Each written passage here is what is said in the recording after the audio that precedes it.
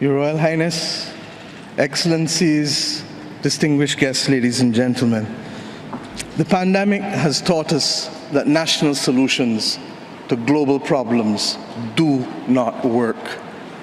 We come to Glasgow with global ambition to save our people and to save our planet, but we now find three gaps. On mitigation, climate pledges or NDCs. Without more, we will leave the world on a pathway to 2.7 degrees, and with more, we are still likely to get to 2 degrees. These commitments, made by some, are based on technologies yet to be developed, and this is at best reckless and at worst dangerous. On finance, we are $20 billion short of the $100 billion, and this commitment, even then, might only be met in 2023. On adaptation finance remains only at 25%, not the 50-50 split that was promised nor needed given the warming that is already taking place on this earth. Climate finance to frontline small island developing states declined by 25% in 2019. Failure to provide the critical finance and that of loss and damage is measured, my friends, in lives and livelihoods in our communities. This is immoral and it is unjust. If Glasgow is to deliver on the promises of Paris, it must close these three gaps. So I ask to you, what must we say to our people living on the front line in the Caribbean, in Africa, in Latin America, in the Pacific, when both ambition and regrettably some of the needed faces at Glasgow are not present? What excuse should we give for the failure? In the words of that Caribbean icon, Eddie Grant, will they mourn us on the front line? When will we, as world leaders across the world, address the pressing issues that are truly causing our people angst and worry, whether it is climate or whether it is vaccines?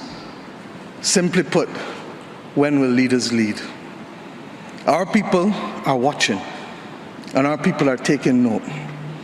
And are we really going to leave Scotland without the resolve and the ambition that is sorely needed to save lives and to save our planet? How many more voices and how many more pictures of people must we see on these screens without being able to move? Or are we so blinded and hardened that we can no longer appreciate the cries of humanity?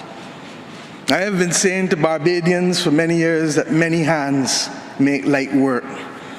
Today, we need the correct mix of voices, ambition, and action.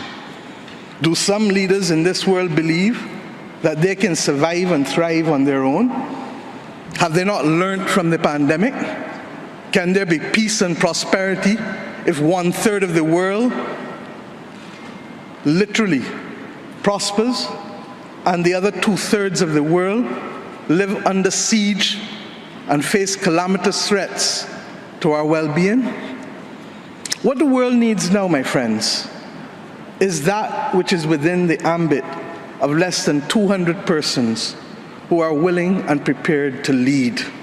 Leaders must not fail those who elect them to lead. And I say to you, there is a sword that can cut down this Gordian knot, and it has been wielded before. The central banks of the wealthiest countries engaged in $25 trillion of quantitative easing in the last 13 years. 25 trillion. Of that, 9 trillion was in the last 18 months to fight the pandemic. Had we used that 25 trillion to purchase bonds, to finance the energy transition, or the transition of how we eat, or how we move ourselves in transport, we would now today be reaching that 1.5 degrees limit that is so vital to us. I say to you today in Glasgow that an annual increase in the SDRs of $500 billion a year for 20 years, put in a trust to finance the transition is the real gap, Secretary General, that we need to close, not the 50 billion being proposed for adaptation. And if 500 billion sounds big to you, guess what? It is just 2% of the 25 trillion. This is the sword we need to wield. Our excitement 1 hour into this event is far less than it was 6 months ago leading up to this event. Can we, with those voices and these speeches from Sir David and others, find it within ourselves to get the resolve to bring Glasgow back on track? Or do we leave today believing that it was a failure before it starts? Our world, my friends, stands at a fork in the road. One no less significant than when the United Nations was formed in 1945. But then, the majority of our countries here did not exist. We exist now. The difference is we want to exist 100 years from now. And if our existence is to mean anything, then we must act in the interests of all of our people who are dependent on us. And if we don't, we will allow the path of greed and selfishness to sow the seeds of our common destruction. The leaders of today, not 2030, not 2050, must make this choice. It is in our hands, and our people and our planet need it more than ever. We can work with who is ready to go, because the train is ready to leave. And those who are not yet ready, we need to continue to ring circle and to remind them that their people, not our people, but their citizens, need them to get on board as soon as possible. Code red to the G7 countries. Code red to the G20. Earth to COP, that's what it said. Earth to COP. For those who have eyes to see, for those who have ears to listen, and for those who have a heart to feel, 1.5 is what we need to survive.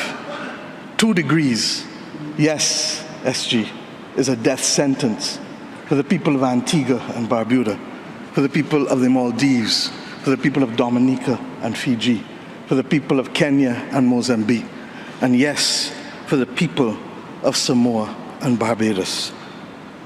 We do not want that dreaded death sentence. And we've come here today to say, try harder, because our people, the climate army, the world, the planet, needs our actions now, not next year, not in the next decade. Thank you.